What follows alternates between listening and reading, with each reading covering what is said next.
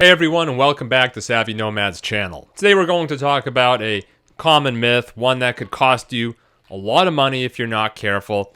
And that's the idea that to be a Florida resident, you must spend at least 183 days a year in the state. That's what they call the 183-day-a-year rule. Now, spoiler alert, it's not actually a rule in the state of Florida, but it is a rule in other states. So in this video, we're going to break down what the 183-day rule actually is and why it's so important for expats and retirees, as well as what you really need to know to establish your Florida residency. We will also talk more about how the 183-day rule applies to Americans who live abroad in other countries. But before we do that, do us a solid, hit that like button. It really helps us out in the algorithms. We can get this content to more people who really need to see it. Now let's dive in. The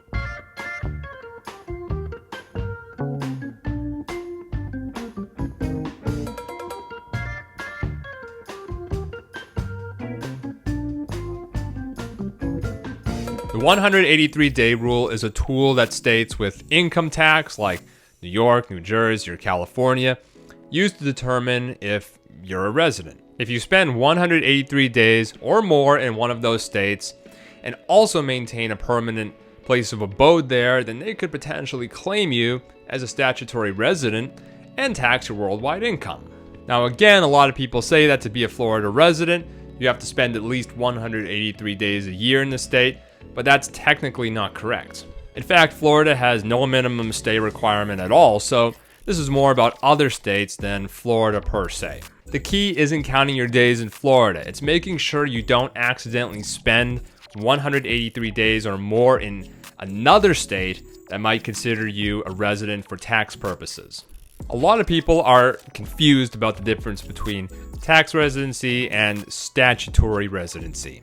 If you spend 183 days or more in a high tax state and maintain a permanent place of abode there, like a home, an apartment, even a long-term Airbnb, that state can legally classify you as a resident and tax you accordingly. Remember that partial days, travel days, doctor visits, even brief stopovers can sometimes count toward that 183-day threshold. But here's the good news. Florida doesn't have this statutory residency concept.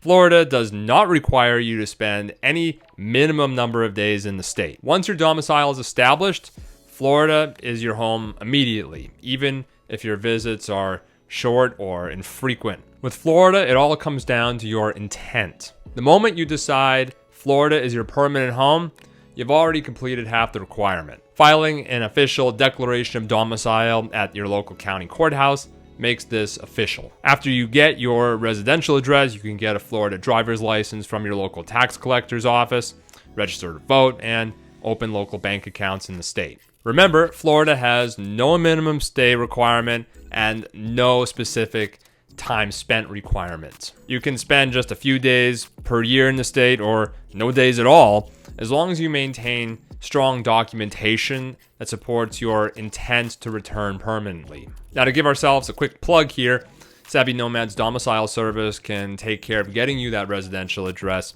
and filing all the paperwork for a much lower cost than actually moving to the state of Florida.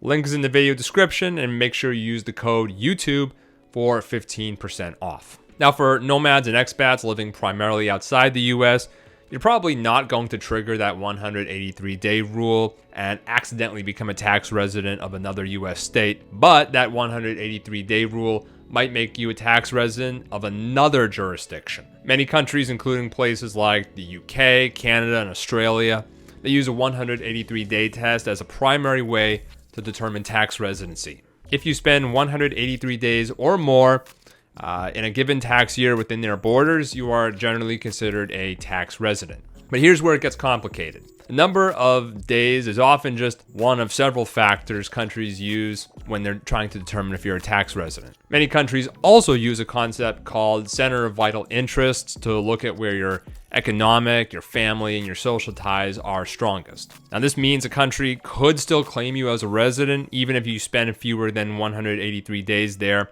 If, for example, your spouse, your children, they live there, or if you have a permanent home in the country. Now, there's a very popular and alluring myth floating around the internet, especially in the digital nomad community, where if you hop from country to country, you don't spend more than 183 days in any given place, then you can live tax-free.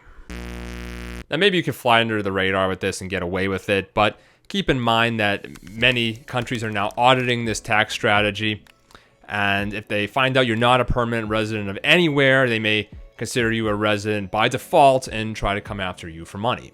For foreign nationals in the US, the IRS uses its own version of a 183-day rule called the substantial presence test. It's a 3-year calculation where you count all the days you were present in the current year, 1/3 of the days from the previous year, and 1/6 of the days of the year before that. If the total adds up to 183 days or more, you could be considered a U.S. tax resident and be on the hook for U.S. taxes on your worldwide income. Bottom line, tax authorities all around the world could potentially try to get a cut of your income. So really, you need to be tracking all the days in every country you visit, every U.S. state you visit, especially if you're living between multiple residences.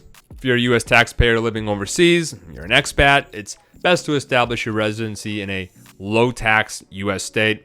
Florida, we think, is best, so you're not paying state income taxes unnecessarily. Trying to be a tax resident of nowhere is a risky strategy, doesn't always work out. If you enjoyed this video and you want more digital nomad and expat tax tips, financial strategies, make sure you hit that like button. It really helps us out in the algorithm. And don't forget, subscribe to our channel so we can get this content to more people who really need to see it. Check out our new weekly newsletter where you can stay on top of all changes when it comes to taxes. So get on that, link is in the video description. We'll see you in the next video.